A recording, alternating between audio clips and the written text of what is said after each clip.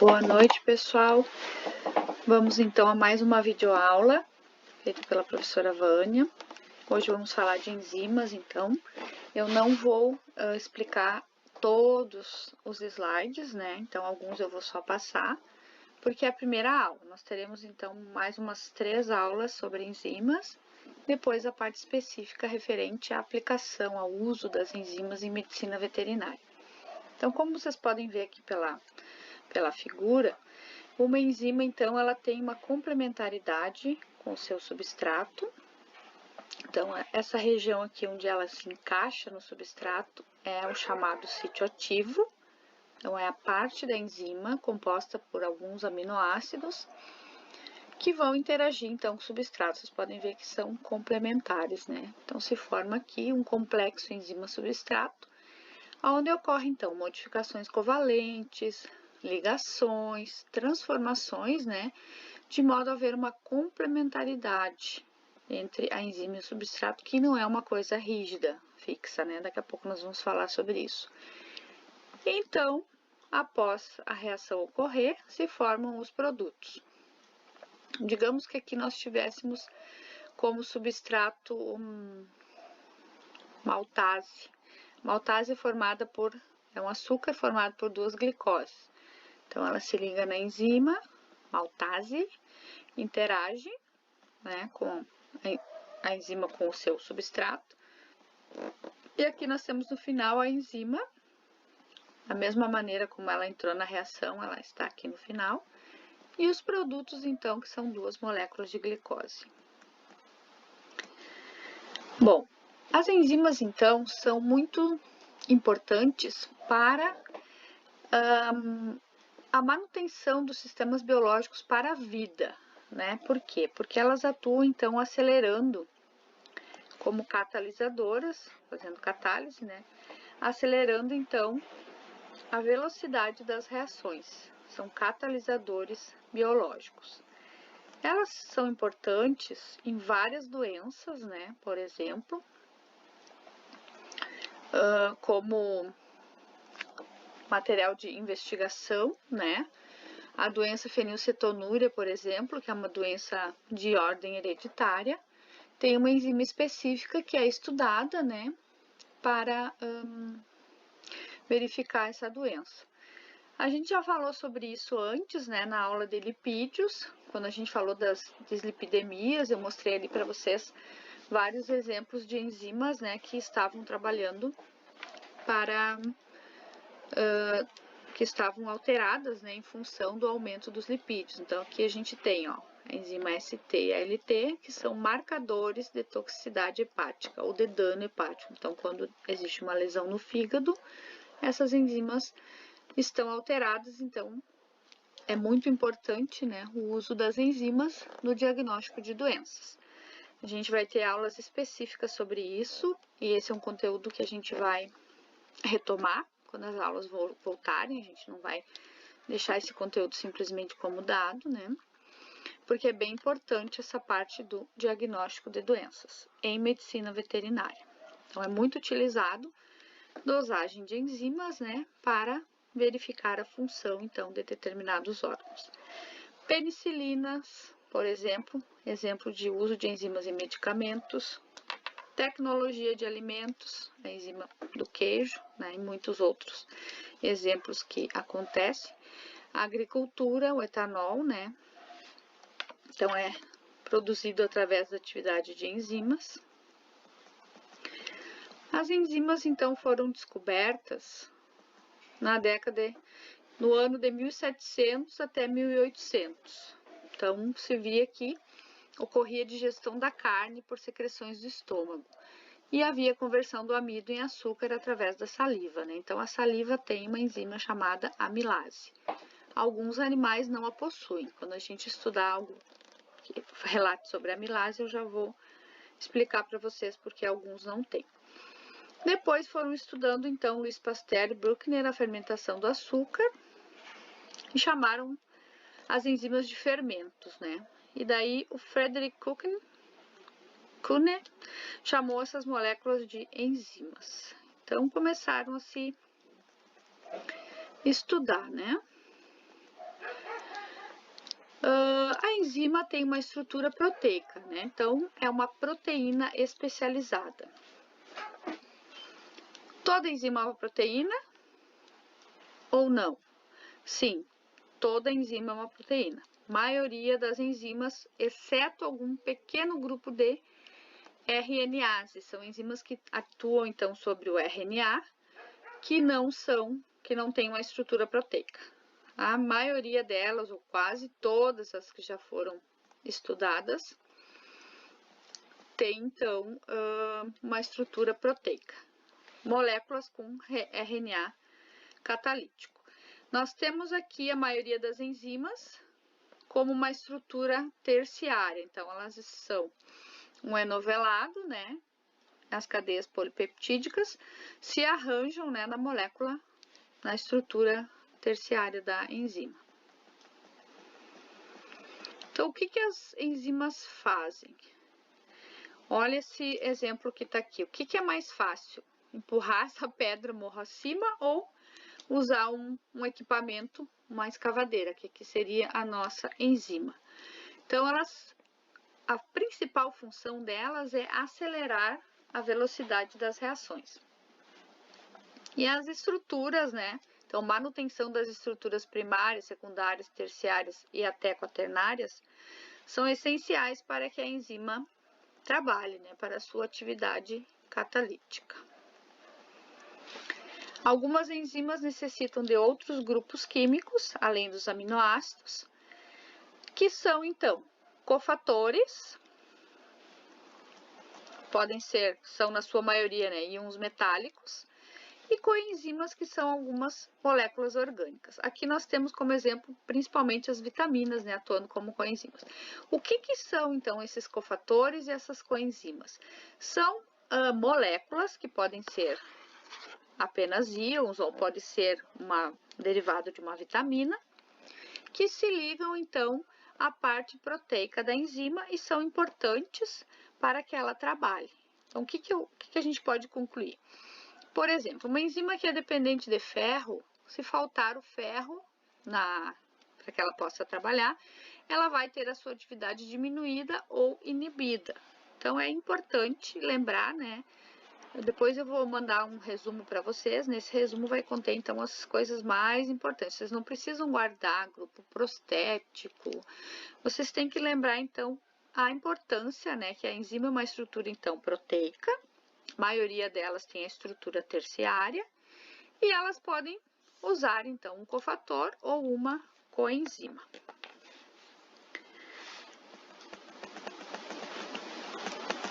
Aqui nós temos alguns exemplos, ó, de enzimas e seus cofatores. A citocromoxidase tem como cofator o cobre, a citocromoxidase catalase peroxidase, que são enzimas que trabalham degradando água oxigenada, usam o ferro 2+, ou ferro 3+. Aí nós temos várias, ó, a urease, que degrada a ureia, usa níquel. Então, várias enzimas, né, usam os cofatores. Aqui, então, é um conceito apenas, né, uma coisa que eu nunca cobro, porque é só um conceito mesmo. Então, nós temos holoenzima, que é o proteico mais o não proteico, e apoproteína ou apoenzima, que é só a parte proteica da enzima. Então, aqui nós temos a parte proteica, que é a estrutura, né, dela, seus aminoácidos. Quando se liga com a coenzima e o cofator, forma a holoenzima. Então, aqui ela não está pronta para trabalhar e aqui ela está. Ela já está, então, ligada no seu cofator. Aqui também temos outros exemplos, né, de cofatores e coenzimas. E os orgânicos ali, coenzima NAD, FAD, vitamina B12. Então, isso aqui são moléculas, né, que nós vamos falar muito quando a gente for estudar metabolismo. Agora, dando uma pequena pausa aqui, eu quero dizer para vocês que o nosso reitor não confirmou nada de cancelamento de semestre. Então, nós iremos terminar o nosso semestre com atrasos, né, devido a essa função da Covid-19, que é uma coisa assim que parece tão distante da gente, mas está muito perto, né? Então, Só para vocês ficarem tranquilos que nós vamos trabalhar todo o nosso conteúdo sem cancelamento do semestre. Bom, aqui também é uma outra parte que eu vou passar um pouco rapidinho, que é a classificação das enzimas. As enzimas são classificadas de acordo com as reações que elas catalisam. Então, tem todo um padrão, né, para denominá-las, então, para dar o nome da classe dela, da subclasse, aí aqui é a atividade que ela desempenha e aqui é o substrato. Então,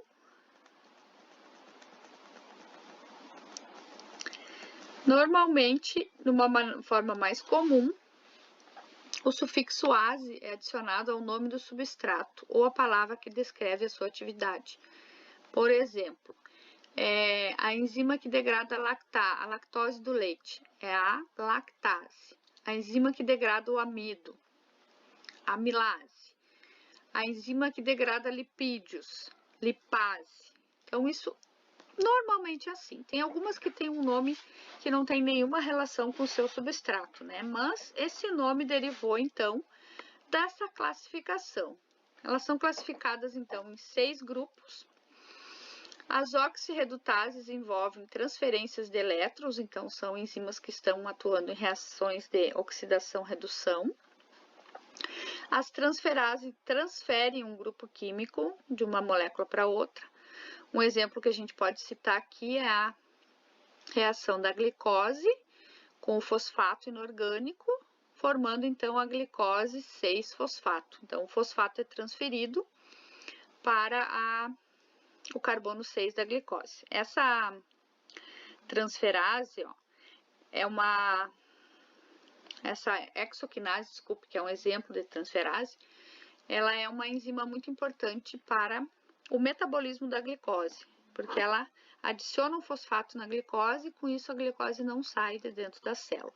Ela não tem passagem livre, ela entra e aí ela vai seguir um destino metabólico. Então, ela vai ser degradada para produzir energia, ou ela vai formar o glicogênio no fígado e nos músculos. Então, é um exemplo, né, da importância das enzimas. Aqui nós temos as hidrolases, que são aquelas que, na sua maioria, né, atuam na digestão dos alimentos. São reações de hidrólise, então transferência de grupos funcionais para a água, então envolvem sempre a formação de água ou transferência para a água formando um outro produto.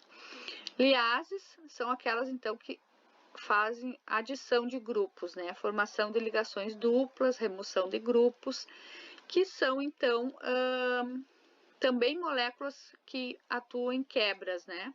Ou adicionam grupos em ligações duplas. Isomerases são aquelas que transferem grupos dentro de uma mesma molécula, formando isômeros. Então, por exemplo, glicose 6 em frutose 6, a gente tem um isômero, uma da outra, tem o mesmo número de carbono, mesmo número de oxigênio, mesmo número de hidrogênio, e são moléculas diferentes, né? Ligases, então, aqui nós podemos citar como exemplo as ligações peptídicas, né? Carbono, nitrogênio, aqui tem carbono sulfato, carbono, nitrogênio aqui do aminoácido, né? São enzimas que, então, são conhecidas por sintetases, né? Então, estão presentes nas reações de síntese. Bom, agora vamos a uma das partes mais importantes, né, desse conteúdo, que é como as enzimas trabalham. O que a gente precisa saber antes de entender como é que elas funcionam? Eu já disse para vocês até agora, né, que são proteínas especializadas, então são moléculas proteicas especializadas em catálise. O que a gente tem na estrutura dessa enzima, além da sequência de aminoácidos? Então, aqui nós temos uma representação esquemática, né, de toda uma enzima. E a gente tem, então, aqui o sítio ativo. O sítio ativo, então, é como se fosse uma fenda. Deixa eu procurar aqui alguma coisa. Essa fenda aqui, ó. Normalmente é uma cavidadezinha, né? E aqui, então, nessa região, nós vamos ter o encaixe, né, do substrato. Então, que é a molécula que se liga ao sítio ativo. e sobre a qual a enzima vai agir. Então, aqui nós temos o substrato chegando perto da enzima, ele entra nessa fenda, interage aqui com os aminoácidos que tem aqui, são complementares, mas como eu falei para vocês antes, não formam ligações rígidas. E aqui, então, nós temos já a enzima trabalhando ali, ela acoplada, né, ao substrato. O que elas precisam, né? De um ambiente perfeito. Então, um pH, temperatura, a especificidade, então são com algumas características das enzimas que também são importantes para que elas trabalhem. Então, cada uma tem o seu nível de pH, por exemplo. As enzimas que atuam no estômago atuam em pH ácido. Aquelas que atuam no intestino atuam em pH neutro. Então, se uma enzima do estômago chegar no intestino, ela vai ser inativada, porque ela só trabalha em pH ácido. A temperatura também é outro fator importante. Todas elas têm temperaturas ótimas para trabalhar. E precisam, então, de um ambiente aquoso, né? A célula, então, é um lugar perfeito, né, para que elas possam trabalhar. Uma outra coisa importante sobre as enzimas é que elas não são consumidas durante as reações que elas catalisam. Então, nós temos aqui. O objetivo da enzima é aumentar, então, a velocidade com que os substratos são transformados em produto. Por isso elas existem, porque se não fosse assim, as reações químicas do organismo animal e nosso, humano, iam ocorrer muito devagar. Isso seria incompatível com a vida. Mas vocês imaginam levar 3 dias para fazer a digestão de um pedaço de carne, de uma molécula de amido, leite. Então, tudo isso, além de todas as transformações metabólicas. Então, tudo isso é muito importante, né? A atividade das enzimas é muito importante. Então, aqui nós temos a enzima, o seu substrato, a formação do complexo enzima-substrato e aqui enzima e produto.